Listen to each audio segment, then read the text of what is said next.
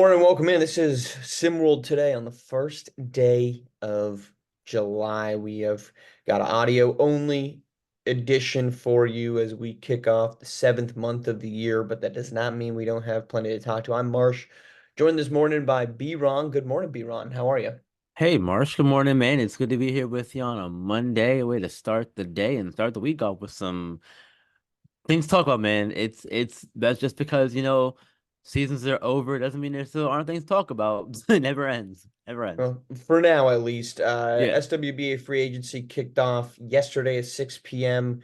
We are recording this obviously in the morning, so we're just over 12 hours worth of free agency. And truthfully, the only notable star change has been that of Paul George, who is departing, according to Adrian Wojnarowski, departing the Los Angeles Clippers, and he is going to sign a 4-year max deal to be with the Philadelphia 76ers. It Wow. is a huge addition for Philadelphia, um, as they had a boatload of cap space and they wanted to use it on a star who spent the last 5 years in Los Angeles, a city he desperately wanted to go to.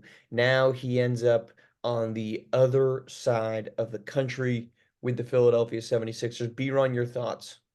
So I don't think it's a bad move to get a guy like Paul George. I know he's kind of uh from what I've seen anyway, not what he used to be when he was with the Pacers.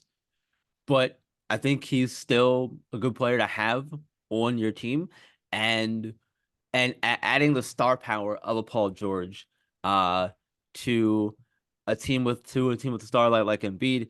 I think the big play there was to take some of the pressure off of Embiid, kind of have him be kind of the guy who has to do everything for the team, if that makes sense. So in that respect, I think it was a good move for them to get Paul George. That way you can have him work on the offense on the side and not have to rely on Embiid to get you 60 points a night to win Well, look, games. sure, of course it's an upgrade for them. It's going to look sick on paper. 4 years, $212 million though for a 34-year-old with an injury concern. Yeah. I think it's a big part of why the Clippers decided they didn't want to bring back a 9-time All-Star, 6-time All-NBA, future SWBA Hall of Famer, career averages of 20 points and 6 boards, can shoot great from deep. He was a 41. He was 47, 41, and 90 last season. I Hmm. mean, the guy is fantastic when he's healthy, but they just added a second guy that we have to put when he's healthy, those three words at the tail end of the sentence next to Joel Embiid, who cannot stay healthy. Paul George has been good for the Clippers, but the Clippers, that whole saga was Has been good for nothing him. short. Good, great, great. Okay, sick. You got 212 million. I'm not talking about money. I'm talking about production and availability and win losses. And the Clippers won 3 playoff series after going all in to get Kawhi Leonard and Paul George. They made it to one Western Conference Finals. That's it.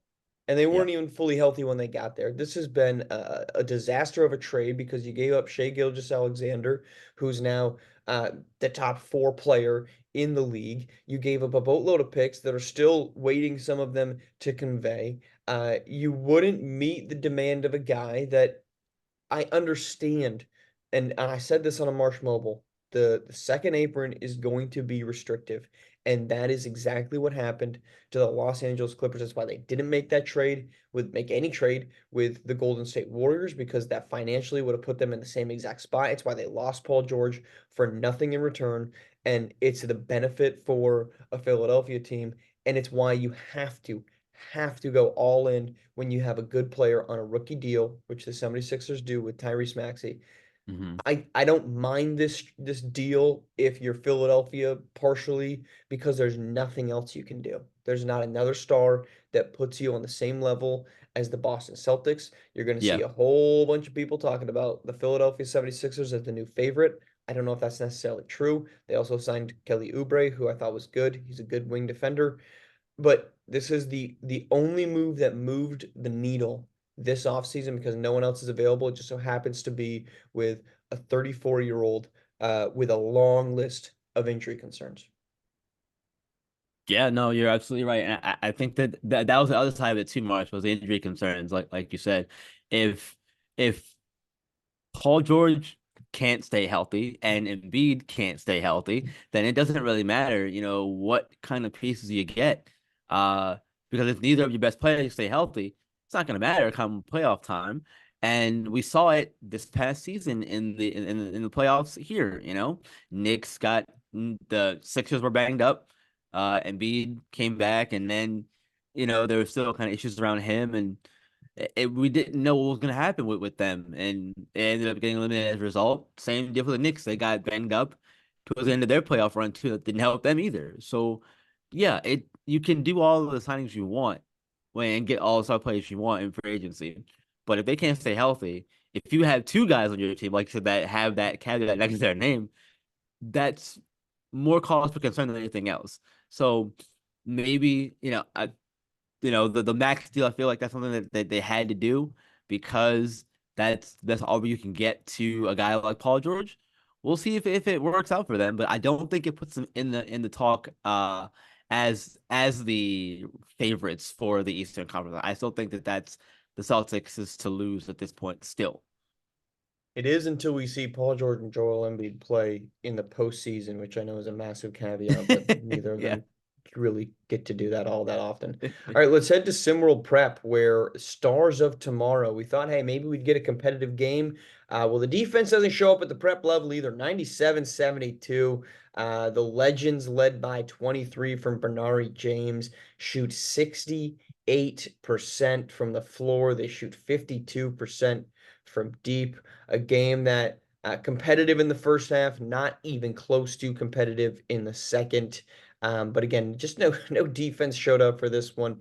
B-Ron, what were your takeaways from the Stars of Tomorrow showcase, which also included, of course, the dunk contest and 3-point contest? Yeah, so I want to start with the 3-point and dunk contests first. Really, really, those were fun. Um, for me to watch that, I think those always are the highlights of these kind of events.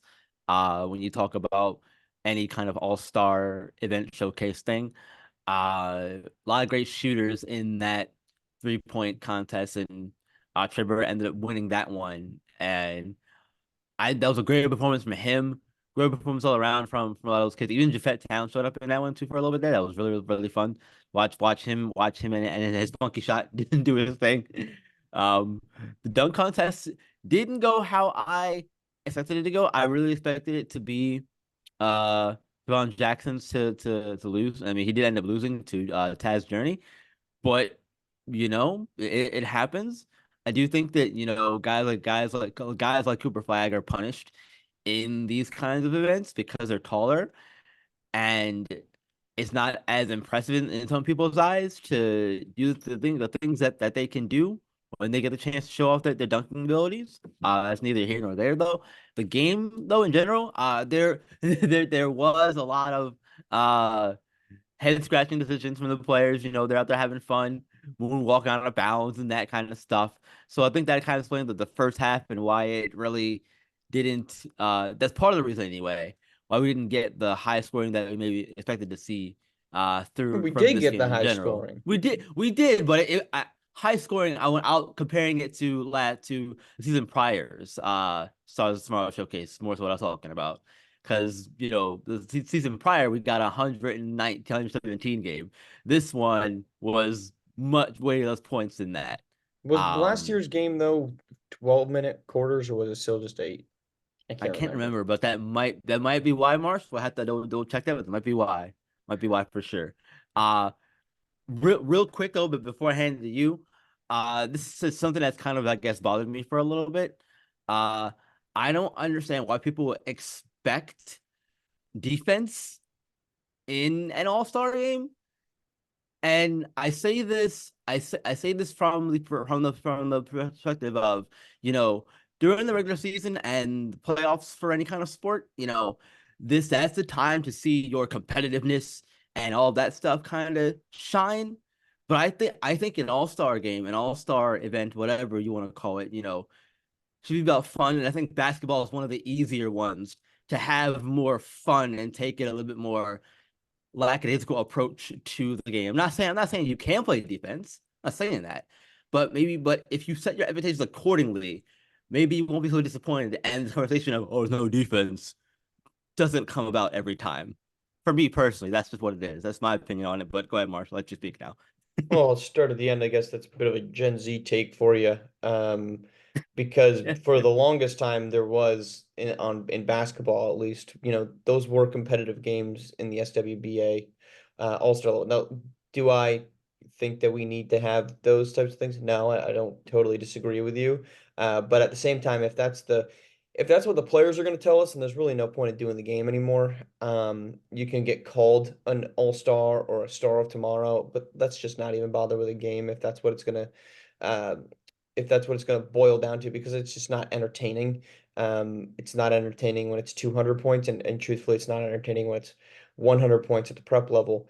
Um, but I think, look, all-star showcases are what they are. They are fun opportunities to showcase who the majority of people consider to be the best players in a league at that given moment. The dunk Mhm. contest, I think, look, I gotta ask, is Taj Journey the dunk god? Because look, Kevon Jackson couldn't defend his title. I asked it before. I think that's kind of true. I think that's what we get out of that. Now, Kevon Jackson can obviously keep that title. I don't care, but um, Taj Journey played well. Look, you want to talk about size being a this doesn't count. The biggest proof point of that is Nate Robinson winning multiple SWBA I agree. dunk Yeah. contests because he's 5'9" and people are shocked that he can jump that high. But Todd's Journey is 6'7". It's not like he's 6'2". Hmm. Cooper Flag's 6'9". It's not like Cooper Flag towers over Todd's Journey. He's not 7'4". I thought he still had a pretty decent performance, but again, all-star showcases are what they are. I've never been a huge fan of them just because there's no stakes. Most recently, the players play like there's no stakes.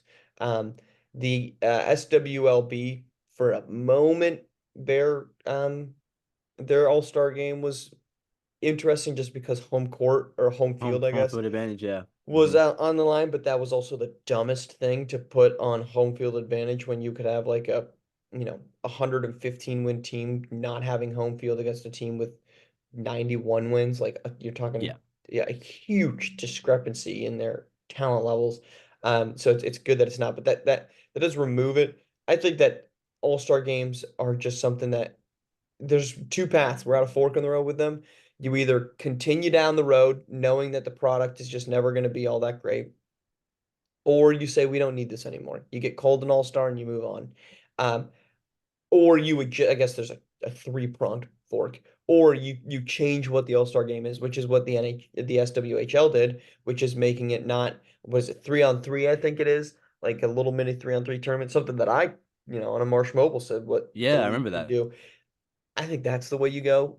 If the players want to make it a gimmick, let's just not pretend that it's not a gimmick, and let's make it a little funky, and at least that has some entertainment value to Yeah, it. I think that's kind of my thought process when it comes to setting your expectations accordingly for the game in particular. It's an all-star game. You know that you're probably not going to see any defense or whatever that kind of thing. Um, and I think that personally that helps me anyway. Uh, look for certain things and not expect to see other things, and I'm more entertained by what I see versus being let down that I'm not getting this one thing because I know what it's gonna be. All right, I know what it is. So I think if we set our expectations accordingly, we can maybe appreciate it more for what it is, and that's the best players showing off their skills in whatever area it may be. That's just my personal opinion on it. Let's head to SimWorld U, where big story, well, biggish story came out over the weekend by SB Live, talking about Missouri. Among many signings, the signings continue to trickle in, but only three guys remain from the top 100, according to 24/7 Sports, as the story points out. None of them, except for Japhet Towns, are going to Missouri. And if you look at the expected roster right now for Missouri, boy, oh boy, are there some empty roster spots as Yeah. Towns sits alone there. Um, what B-Rod, this is the most fascinating. This is the number one recruit, depending on who you're asking. Number two at the very least, maybe number three, really, I guess if you want to throw Dylan Harper in there. And not a Yeah. single soul has followed him to Missouri. And this kind of tracks, honestly, B-Ron. This kind of tracks because you look at last season, uh, when everybody was when the player vote was announced for a bunch of awards. Nobody voted from the players for Japhet Towns, despite the fact that he was an awesome basketball player.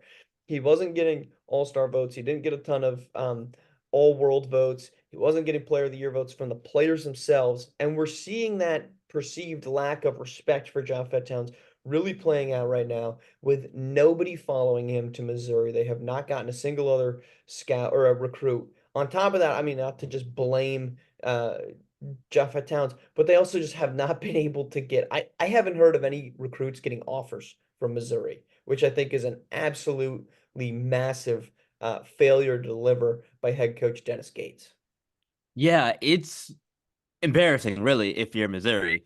You have, like you said, for all intents and purposes, the number one, two, three recruit in the nation join your team, and you can't get anybody else. The only other player on the roster right now looks like it's David Duffy, and former Beyond the Arch member, and he was around in the Ground Zero season two for SimWorld Prep.